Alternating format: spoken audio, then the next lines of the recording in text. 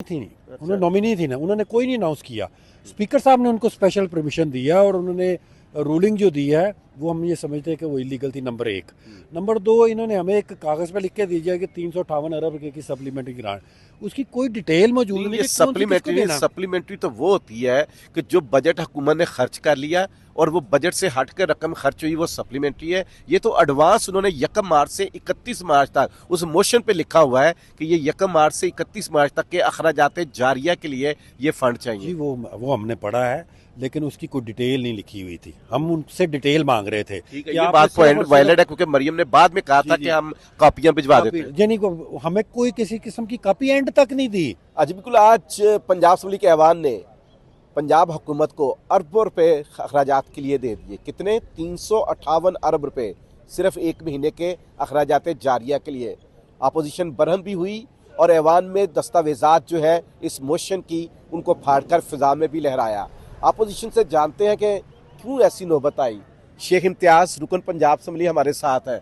शेख साहब, 29 फरवरी को जो है निगरान हुकूमत का मंजूर करता बजट ख़त्म हो रहा है। अब टेक्निकल बात है, नई हुकूमत जो भी आई है उसने अगले महीने के लिए बजट तो लेना है ना।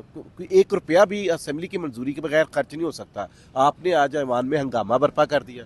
हमने हंगामा इसलिए नहीं बर्पा किया। हंगामा बर्पा करने की रीज़न ये थी कि पहली बात तो है कि रूल्स और प्रोसीजर्स कहते हैं कि फाइनेंस मिनिस्टर या कोई नॉमिनेटेड बंदा हो, तो एक रुकन कौमी असम्बली जो है वो बजट की जो चीज़ है वो पेश नहीं कर सकता। वो तो रुकन कौमी असम्बली नहीं है, आपको पता ही नहीं है। रुकन कौमी असम्बली है ना ना, उन्होंने वो सरेंडर कर दी सीट। वो अब रुकन पंजाब असम्बली, जब रुकन एक असम्बली का नशिस्त का हल्फ उठा देता है तो दूसरी ऑटोमेटिक खत्म हो जाती है। रूल्स ये कहते हैं कि फाइनेंस मिनिस्टर या उसका कोई नॉमिनेटेड। नॉमिनी मरियम औरंगजेब थी, वजीर आला की नॉमिनी। नहीं, वजीर आला की नॉमिनी फाइनेंस ना मिनिस्टर। करे शेख साहब, नहीं तैयारी नहीं है, लगता है पूरी है। जो रूल्स में लिखा हुआ है, अब जाके मैंने तो बुक नॉमिनी की हैसियत से मरियम औरंगजेब ने तहरीक पेश की। वो नॉमिनी थी नहीं, उन्होंने नॉमिनी थी ना, उन्होंने कोई नहीं अनाउंस किया।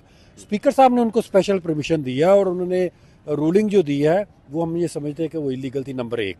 नंबर दो, इन्होंने हमें एक कागज़ पे लिख के दीजिए कि 358 अरब रुपए की सप्लीमेंट्री ग्रांट, उसकी कोई डिटेल मौजूद नहीं ये कि कौन सी किसको देना। सप्लीमेंट्री तो वो होती है कि जो बजट हुकूमत ने खर्च कर लिया और वो बजट से हट कर रकम खर्च हुई, वो सप्लीमेंट्री है। ये तो एडवांस उन्होंने 1 मार्च से 31 मार्च तक उस मोशन पे लिखा हुआ है कि ये 1 मार्च से 31 मार्च तक के अखराजात जारिया के लिए ये फंड जी चाहिए। वो हमने पढ़ा है, लेकिन उसकी कोई डिटेल नहीं लिखी हुई थी। हम उनसे डिटेल मांग रहे थे ठीक है, कि ये आपने बात सिर्फ पॉइंट और वायलेट है, सिर्फ क्योंकि मरियम ने बाद में कहा था कि हम कॉपियां भिजवा देते हैं। यानी को हमें कोई किसी किस्म की कॉपी एंड तक नहीं दी।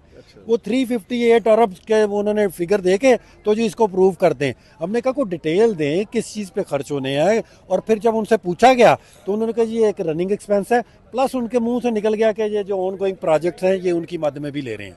तो यानी जो प्रोजेक्ट्स हैं, जो निगरान हुकूमत के जो प्रोजेक्ट हैं, मेरा ख्याल है कि उनकी मद में भी उन्होंने करवा लिया और किसी किस्म की कोई डिटेल नहीं दी। किसी किस्म का नहीं बताया कि हेल्थ को कितने देने हैं, तालीम को कितने देने हैं, लेकिन उनके मुंह से ये ज़रूर निकल गया कि ये ऑन गोइंग। अच्छा, ये तो हो गया हुकूमत का मामला। कुछ अपोजिशन की भी क्लास लेते हैं ना। आपका अपोजिशन लीडर कौन होगा? अभी तक आप यही नहीं फैसला कर पा रहे। वजीर आला बन गया अपोजिशन लीडर, अभी एक 5 रुकनी कमेटी के जरिए हाउस चलेगा क्या? देखिए, अभी हमारा जो अपोजिशन लीडर थे वो मियाँ असलम इकबाल साहब नॉमिनेट किए थे।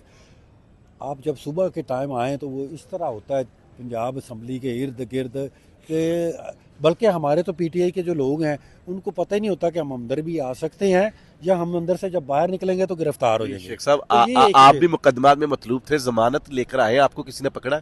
जी, मेरी 6 तारीख तक तो जो है वो प्रोटेक्टिव बेल है। हाँ। लेकिन उसके बाद क्या होगा? वैसे तो इन्होंने प्रोटेक्टिव बेल वालों को भी पकड़ा। अब मियाँ असलम साहब की भी प्रोटेक्टिव बेल है, लेकिन उनको आने की इजाज़त क्यों नहीं है?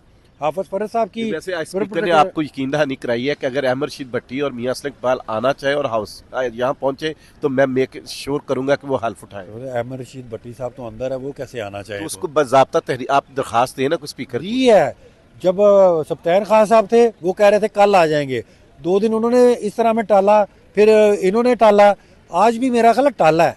इनके बस की बात ही नहीं है, इनके बस में नहीं है ये।